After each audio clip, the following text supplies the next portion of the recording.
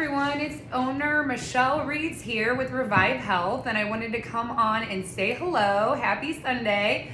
And I wanted to talk about 5 habits that can help you kickstart your weight loss. And you may have heard this before in another one of my videos. If not, listen up. I got some good tips for you. So number 1 is to eat slower and only eat until you're 80% full. And this is a huge mistake a lot of people make, is we're rushing around and we're eating too fast, we're eating on the run, we're eating standing up, and the digestive is not in harmony when we're doing this. So it takes 20 minutes for our the satiety mechanisms in our body to register and kick in and communicate between the gut and the brain that we're full. So it's important to take time to make sure that you're completely chewing up your food and allowing that saliva amylase to mix with the food. And there's certain enzymes in there that help to digest your food better. And then really allowing yourself a chance to feel full once you're at that 80%. People eat too quick and then they're stuffed to the max, and the body just isn't going to perform at best whenever we do that.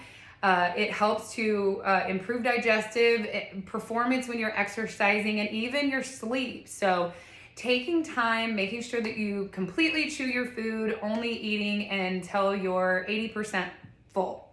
That is a very important one. Okay, number 2, more protein-rich foods in each meal. So we should be getting 20 to 30 grams of protein with each meal. And depending on how big you are, your performance, there's all kinds of different things that go around this and as to how much is recommended.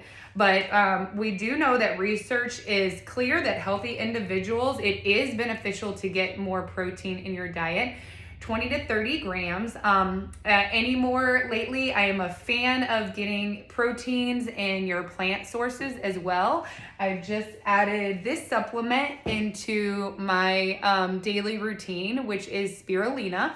And spirulina is the highest protein level of green superfoods and is a highly absorbable form of protein that you can add in. But other than that, 20 to 30 grams each meal of your lean proteins. And you can look those up in research, but the most common ones are, white chicken, white turkey, white fish, egg whites, things of that matter. So making sure each meal has 20 to 30 grams, and then that will be on an individual basis to how much each person needs, but making sure that we're adding that with each meal throughout the day.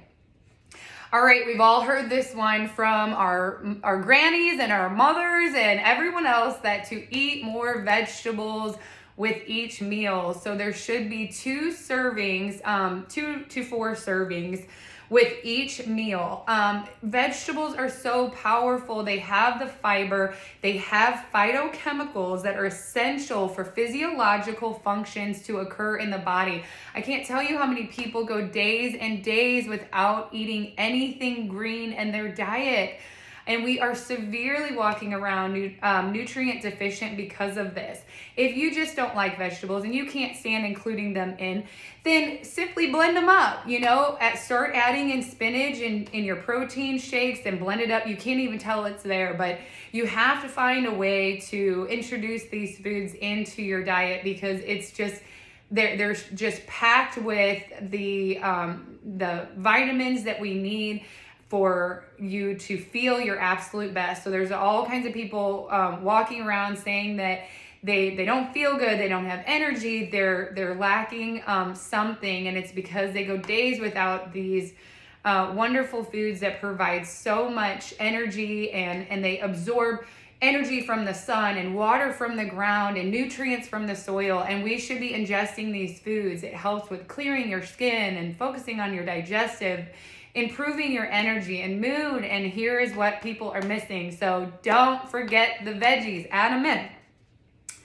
Okay, what are we on here? Number 4. Oh, not only that, and the vegetables will help to keep the body alkaline. So remembering that, or understanding that proteins are very acidic in the body. And what that means is it takes a certain level of acid that your body produces to digest these meats. And so when we're getting vegetables in at the same time and more of those alkaline foods, then they balance the body out and your body is digesting and staying in harmony then. So it also provides that alkalinity from those acid forming proteins as well. So 2 to 4 servings every single meal.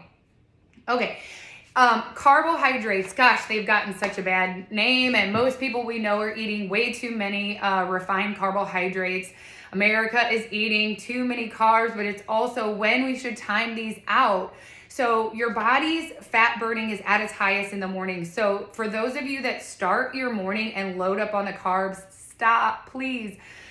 Because your fat burning is at the highest. So if you start your day with protein and fat, then we're going to keep that fat burning going just a little bit longer, or better yet, try to fast. We have enough glycogen floating around in the body to last for 16 hours. So you don't have to start your day and dump in all those carbohydrates right away. And as a matter of fact, the best time to eat carbohydrates is after activity. So after you've already been active for the day, after that you went to go work out, these are the times to start introducing those carbohydrates. And guess what? Carbohydrates are so good for the body, especially if they have fiber. People are lacking fiber in their diets, and then their digestive is suffering as well. So the types of carbohydrates that are good are going to be those sweet potatoes and fruits, and veggies are your carbs as well, and oats. But the time to have those is important. So make sure that you're earning them.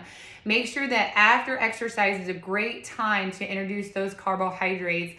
And then you're focusing on that portion control with carbohydrates as well.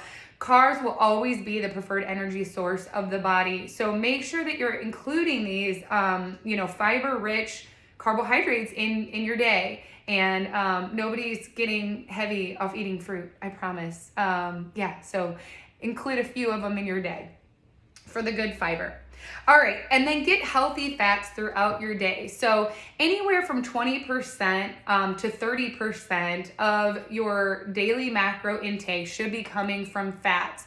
The problem is people are eating too many saturated fat, and red meat is loaded in saturated fat. So are all the refined carbohydrates and things in the middle of the aisle that are processed. So people are eating too much saturated fat and not enough polyunsaturated and monounsaturated fat. So we should be getting a third from each.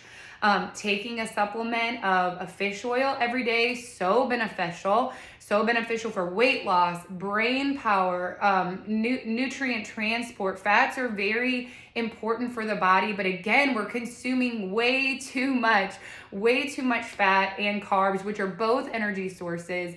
You have to kind of choose, gravitating toward one or the other, but we're just eating too much of these energy sources and not enough of the protein building blocks that we need. So how do we know what we're consuming? And that some coaches believe in it, others may not, but I suggest tracking your food. You are going in blindly. If you do not download an app and see what you're consuming and what it truly is adding up to be, learn what these portion sizes are, learn how to read the labels, and learn how much you're actually getting. Prove it to yourself what that is adding up to be. And it's so eye-opening and so powerful. It's very hard to help anyone unless I know what you're already consuming. And that takes a level of discipline. Truly tracking what you're eating, even if it's only for a few days, you will see. I look at some of these meal plans, and day after day after day, there's no veggies, tons of cheese, tons of processed meats and carbohydrates that shouldn't belong there. I love an honest tracking of meal plan, but you also, it's not for me to red pen, but for you to look at and see how much are we actually getting in of each macros, and what did those add up to be in grams per day. And then we make small adjustments toward that. Almost always I see low on the protein, and people are consuming way too much fat and carbohydrates. So Very eye-opening. Back in the day, we had to write down everything in a journal and a pen and paper. It took so much longer. Now they have all these wonderful apps that you can download and just simply plug in what you're eating. It takes no time at all. And I promise you, if you can discipline yourself to do this, you will be amazed at how many calories that you are getting it takes a long time to work off those fat calories. You're only going to get anywhere from, depending on how big you are, but 300 to 600 calories that you're going to burn in 1 hour of exercise. So, we're consuming way too many calories in comparison to what we're burning throughout the day. So anyhow, I hope it helps for the week to focus on these habits. Again, if you have any questions, feel free to reach out and ask. I'm always looking to take on new clients and help you. And, each week I'll try to put out something new, or every other week whenever I can get around to it. But I always love to help you out. And if you have any questions for me, please feel free to reach out and ask them. I hope you all have a wonderful week, and I appreciate listening. Bye.